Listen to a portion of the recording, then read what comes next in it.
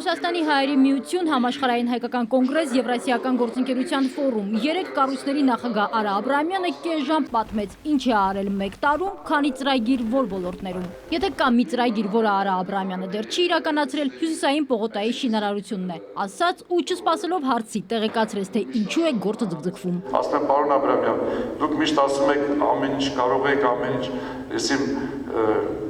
կարևոր մարդ եք, մեծ հնարավորություններ ունեք, բայց ինչու դուք ձեր հյուսիսային պողոտան չեք վերջացնում, այնպիսի տպավորություն է, որ մեղադրում են որ մի բան սխալ եմ արել, ես ձեզ ասեմ, ոչինչ մենք սխալ չենք արել, ես այնտեղ $100 միլիոն ավել գումար եմ ներդրել, այնտեղ կառուցվել է 165,000 քառակուսի մետր շինություն, հյուսիսային պողոտան ոչ մեկին չի խանգարում, 95% պատրաստ է։ Ես կարող եմ այսօր վաճառել, ոչ մի խնդիր չկա։ Շինարարության ձգձգման պատճառն էլ նշեց, խնդիրները բյուրոկրատական են եւ իրավաբանական, բայց հիմա հերքելով շրջանառվող լուրը Արա Աբրահամյանը պնդում է, իր ընկերությունը նույնիսկ $1 պարտք չունի։ Ես երբեք ոչ մեկի պարտք չեմ եղել, բայց շատ խոշոր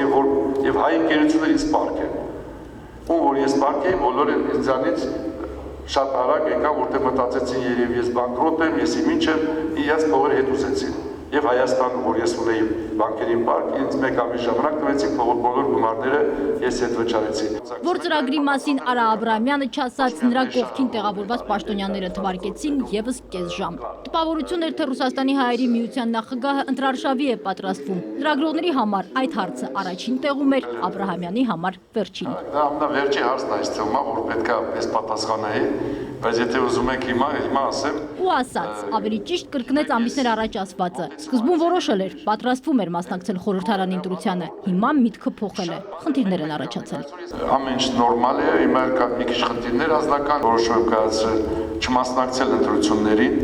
Արա Աբրահամյանը էլի չէր ասի, ինչ խնդիրների մասին է խոսքը, եթե ճշտող հարց չլիներ։ Վատառողջ չէ։ Երբեմն նրան հարցնում են, ում է ընկերությունները ժառանգելու։ Արա Աբրահամյանի համար սա անտակտ հարց է։ Ինձ թե անցյալ անգամ շատ վատ հարց տվեցին, թե պարոն Աբրահամյան, ում եք թողնելու ժառանգություն, եկել եմ ես հրաժեշտամ մեր գյուղացիներին, տարբեր բաներ, ես ձեզ ասեմ, որ իմ առողջությանը վտանգ չի,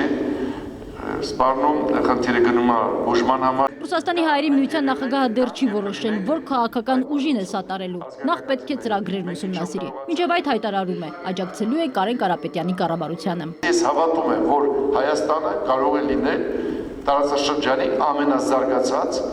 ամենահաջող տնտեսական, արդյունաբերական